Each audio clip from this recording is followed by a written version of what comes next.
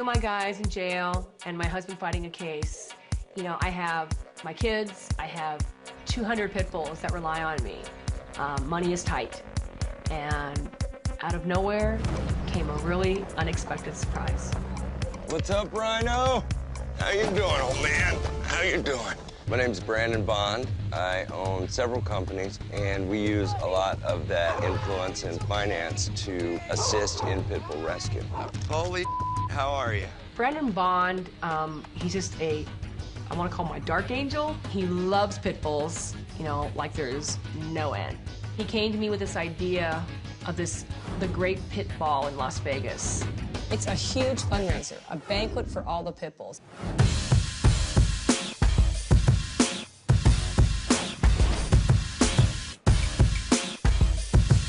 Tia, Maria, Torres. Jesus, Mom! Vegas just screamed AJ. Oh, man. You okay? Yes. Why are you crying? I don't know. The last time I was there was for mine and AJ's wedding. I lost it. You know, all this emotion that I had bottled up just came out. What do you think? I'm tripping out right now. I've never, ever seen anything like that in my entire life. Nor did I ever think anything would ever be done like that for me and my dogs. Look at all these people. I know. They're all here for you. Oh, there's my dog. Yeah. There he is. Hi, buddy. Vegas was a night that made a statement. These dogs, they're not the demons that everybody portrays them to be. This was the most awesome thing I'd ever seen. You know, a pit bull in Vegas, a pit bull walking through a casino. You're a good boy. Come here, sit, stay. At that moment, I realized that the pit bulls were the heroes. That's what I've been working towards all these years. To have that happen that night. We in this room are effectively saving the largest pit bull rescue on Earth.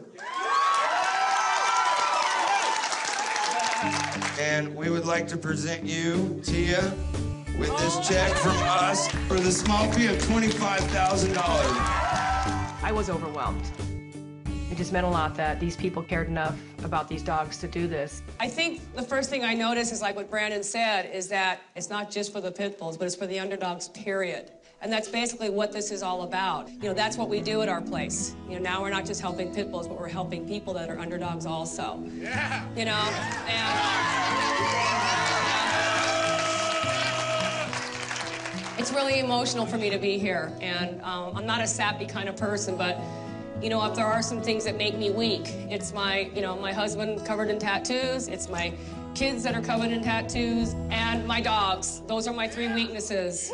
And, you know, I have to say this publicly, but I love my kids because I never tell them enough that I do, but I do.